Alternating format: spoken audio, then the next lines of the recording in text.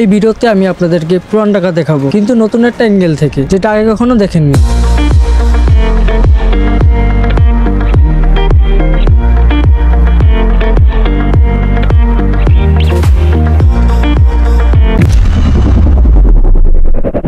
ঢাকা মহানগরী আদি অঞ্চলটিকে বলা হয় পুরান ঢাকা। পূর্ব পশ্চিমে গেন্ডারিয়া ফরিদাবাদ থেকে হাজিয়ারবাগ টেরানি মোড় পর্যন্ত এবং দক্ষিণে ঢাকা সদরঘাট থেকে নবাবপুর পর্যন্ত বিস্তারিত পুরান ঢাকা। পুরান ঢাকার ইতিহাস নিয়ে কিছু কথা বলি আপনাদের সাথে।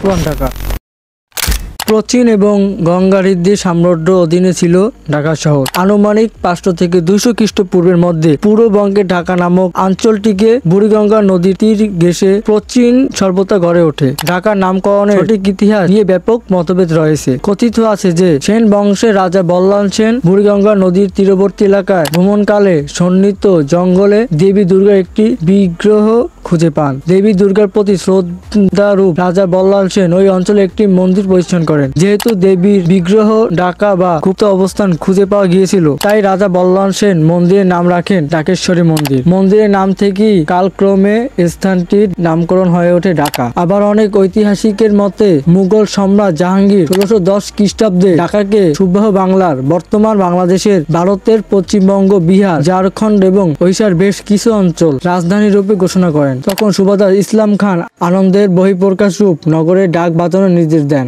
এই ডাক বাজানোর কাহিনী লোকমুখে কিংবদন্তি রূপ নেয় এবং তা থেকেই নগরের নাম ঢাকা হয়ে যায়। এখানে উল্লেখ্য যে মুঘল সাম্রাজ্যের অধীনে কিছু সময় ঢাকা সম্রাট জাহাঙ্গীরের প্রতি সম্মান জানিয়ে জাহাঙ্গীরনগর নামে পরিচিত ছিল। আপনাদের সাথে পুরান ঢাকা নিয়ে এতক্ষণ কথা বললাম। এখন জানা যাক পুরান ঢাকায় 1610 খ্রিস্টাব্দে যাতায়াতের ব্যবস্থা কেমন ছিল।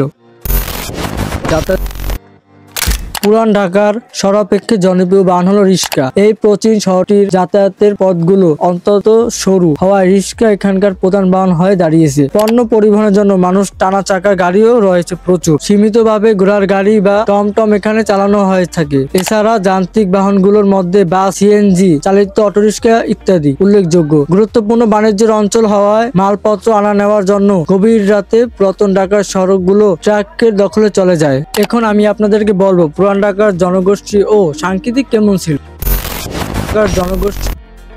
পুরান ঢাকার অধিকাংশ স্থানীয় আদিবাসীরা আদি ঢাকাই নামে পরিচিত। এখানকার আদিবাসীগণ ঢাকার মহানগরীর অন্যতম অঞ্চলের তুলনায় অধিকতর রক্ষণশীল। এই অঞ্চলের স্থানীয় কুট্টি বাঙালিদের কথা বাংলা উপভাষায় ঢাকাইয়া কুট্টি উপভাষা নামে পরিচিত। এই উপভাষাকে অন্য অঞ্চলের বাংলা উপভাষাগুলোর তুলনায় আরবি, ফার্সি এবং হিন্দি, উর্দু শব্দে ব্যবহৃত কিছুটা বেশি। পুরাতন ঢাকায় সংখ্যাগোষ্ঠী বাঙালিদের পাশাপাশি উত্তর ভারত থেকে আগমন কিছু আদিবাসী উর্দু ভাষায় সম্প্রদায়ও বাস করেন, যার কারণে পুরাতন ঢাকার উর্দুভাষীদের সংস্কৃতির সাথে দিল্লির স্থানীয় আদিবাসীদের সংস্কৃতির কিছুটা মিল খুঁজে পাওয়া যায়। উর্দুভাষী সম্প্রদায় ভীষণভাবে বাংলা প্রভাবিত একটি উর্দু উপভাষা ঢাকাইয়া উর্দু বা সুভাষিতে কথা বলে থাকে। এছাড়াও এখানকার বিহারি শরণার্থীদের উর্দু আরেকটি উপভাষায় কথা বলে। পুনরায় ঢাকায় সংখ্যাগোষ্ঠীর মুসলিম সম্প্রদায়ের পাশাপাশি উল্লেখযোগ্য সংখ্যায় হিন্দু ও ঈসাই খ্রিস্টান সম্প্রদায়ের লোকজনও রয়েছে। পুরাতন ঢাকার একটি জনপ্রিয় দিক হলো খাবার। 1610 খ্রিস্টাব্দে পুরাতন ঢাকার খাবার কেমন ছিল সেটা আমি আপনাদের কাছে তুলে ধরবো। পুরাতন ঢাকার আদিবাসীরা ভোজন রসিক। মুঘল প্রাদেশিক রাজধানীর অনেক আগে থেকে উত্তর ভারতীয় খাবারগুলো এখানে জনপ্রিয়। এখানে উল্লেখযোগ্য খাবারগুলো হলো টিক্কা, জালি কাবাব, কাঠি কাবাব, শামি কাবাব, বটি কাবাব, নাঙ্গিস কাবাব, শিখ কাবাব, দই বড়া, মুরগির মুসলম, পায়া, কাচ্চি বিরিয়ানি, পাক্কি বিরিয়ানি, মোরগ পোলাও, নান রুটি, বাখানি, নিহারি, বোরহানি, লাম্বা ইত্যাদি। এছাড়া অন্যান্য মশলাদার খাবার ঢাকাইয়াদের বিশেষ পছন্দনীয়। নান্নার বিরিয়ানি, হাজি বিরিয়ানি, আল রাজ্জাক রেস্টুরেন্ট রয়েছে। আল রাজ্জাক রেস্টুরেন্ট, রয়্যাল রেস্টুরেন্ট, আলামিন হোটেল ইত্যাদি এখানকার সুজনপ্রিয় খাদ্য সামগ্রী বিক্রেতা। পুরান ঢাকার সামাজিক ব্যবস্থা।